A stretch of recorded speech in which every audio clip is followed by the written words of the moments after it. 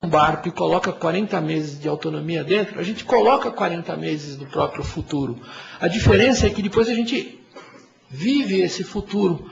Aliás, a gente vive esses 40 meses do próprio futuro no instante em que o barco solta as amarras e parte para a Antártica. Na Antártica não tem mais onde vai fazer escala, onde fazer reabastecimento.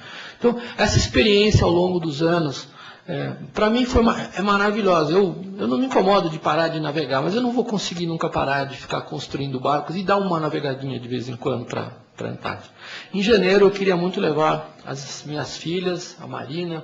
A gente está há muitos anos sonhando com essa ideia. Eu estou num momento muito triste agora de um projeto. O Paraty 2 foi um barco que levou 10 anos para ser feito.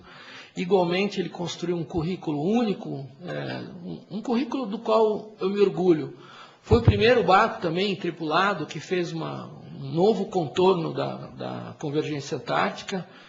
Foi o primeiro veleiro no mundo monocasco que eliminou completamente o lastro. Ele não tem nem 100 gramas de lastro.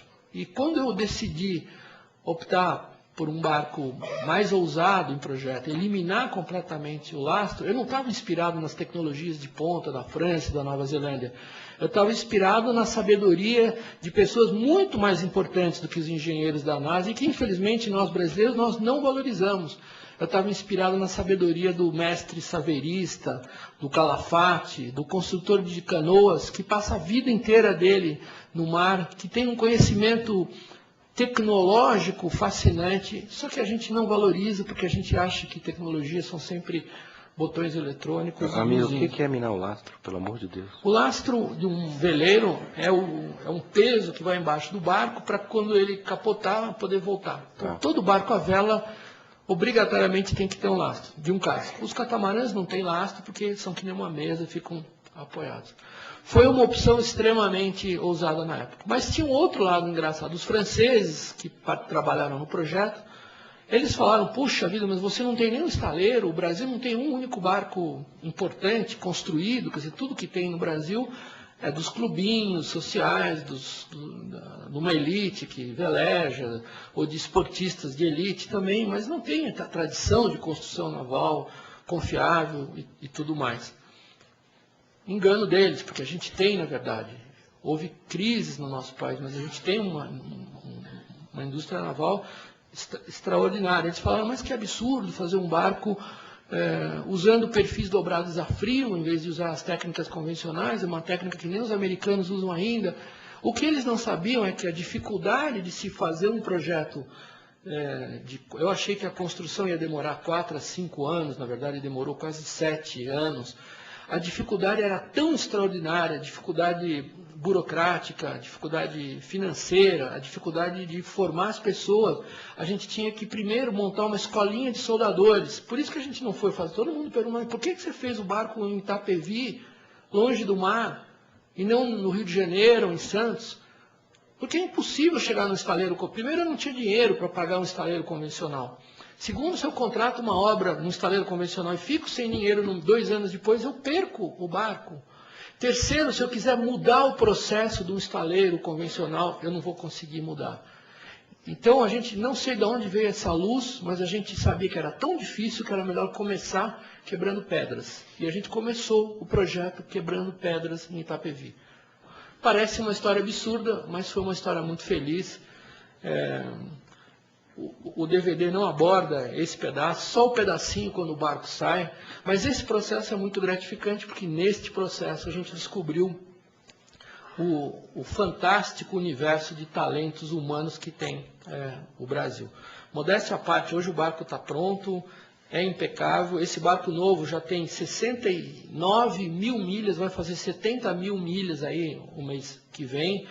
Tem um número incrível de recordes, tem quase 4 mil horas viradas de máquinas. Foi a primeira embarcação no hemisfério sul da Terra que usou geradores de combustão externa, ou seja, geradores que funcionam por calor usando diesel, um processo 5 vezes mais eficiente do que o de combustão interna.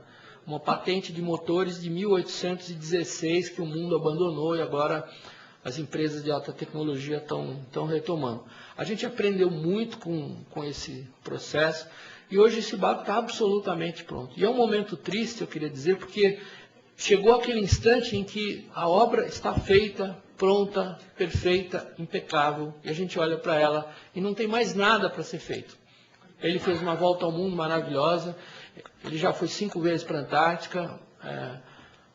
A única coisa que a gente pode mudar como desafio humano agora é talvez botar umas florzinhas no banheiro. E é por isso que a gente sempre vai indo de um projeto para o outro. Eu acho que essa experiência, esse aprendizado que a gente conseguiu, o fato de a gente surpreender a engenharia da Mercedes, a Mercedes desenvolveu os geradores que a gente usa, eles achavam que a gente ia ter um consumo de 30 litros, não sei o quê, a gente conseguiu de 12 litros por período, quer dizer, a gente conseguiu menos da metade de economia, eles não acreditam como, e aí entra a sabedoria dessas pessoas que a gente foi juntando. Claro, engenheiros também trabalharam, pessoas dedicadas, acadêmicos, mas também pessoas que têm apenas a vivência prática, a experiência de vida, e colocar todos esse universo de pessoas diferentes, alguns são analfabetos. Nós temos 2 ou 3 soldadores que trabalharam no barco que, de fato, nunca tinham visto o mar. O Magrão nunca viu o mar. Tivemos que levar para Santos, porque ele nunca tinha visto o mar. A experiência de colocar esse caldeirão de vivências num projeto é muito gratificante. Então, hoje, na verdade, o Paraty é uma espécie de laboratório para a gente, Paraty 2. Esse primeiro também foi, o primeiro barquinho também foi, os barcos que a gente fez para terceiros. O fato de hoje ter, quando tem 140, 180 pessoas trabalhando no estaleiro, fazendo projetos para terceiros, eu não gosto muito, porque normalmente são projetos de barcos de luxo, ou são barcos de trabalho e pesca, mas a gente fica feliz porque vê que tem pessoas que ganham muito bem hoje, tem soldadores hoje que ganham mais do que 12, 13 mil reais por mês. Eles perdem 4 quilos por dia de peso, fazem um trabalho que poucas pessoas têm competência física e intelectual para fazer. Quando a gente vê o Sr. Ivo, preto, gordinho, baixinho, não sei o quê, ninguém dá nada por ele. O cara é uma das maiores sumidades em caldeiraria no Brasil hoje. Ele tem uma empresa própria, é um crânio de economia. O esporte pessoal, intelectual dele é estudar economia. Ele assina todos os veículos das revistas de economia, lê em inglês. Então, acompanhar o desenvolvimento dessas pessoas que estão com a gente é muito gratificante. E o que a gente descobriu é que o Brasil tem um carnaval de oportunidades. A gente tem todos esses problemas que vocês estão assistindo agora, mas a gente tem um diferencial fantástico na área de energia. Uma das coisas interessantes sobre desenhar o futuro que eu apliquei nos barcos é como administrar esse problema do desperdício que contamina nós brasileiros. A gente desperdiça não só o meio ambiente, os insumos, a energia, mas a gente desperdiça o nosso talento. E quando eu comecei a perceber que há soluções, embora não haja suficiente investimento em pesquisa e suficiente investimento em educação, nós somos um país de pessoas brilhantes, exatamente por causa dessas dificuldades.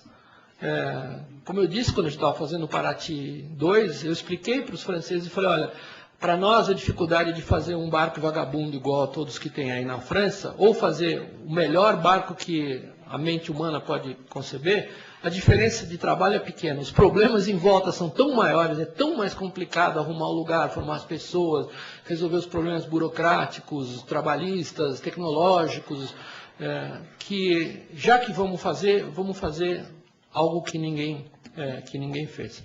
E eu descobri nesse assunto de energia coisas interessantes. Como a gente não tem uma lojinha que vende os equipamentos prontos, a gente tem que desenhar a geladeira, o sistema de compressão, o sistema de alimentação, o sistema de armazenamento de energia. Eu estou falando um monte, queria me desculpar de termos técnicos, mas eu não sou engenheiro e nem gosto muito de engenheiros. O profissional mais perigoso para o êxito de um barco é um engenheiro naval. Mas a gente depende de engenheiros navais. É bom ser burro também, mas é importante ter consciência da nossa ignorância. Quando a gente tem consciência de que a gente não sabe, mesmo eu detesto contadores, mas a gente não sobrevive sem contadores. Eu detesto políticos, mas a gente não sobrevive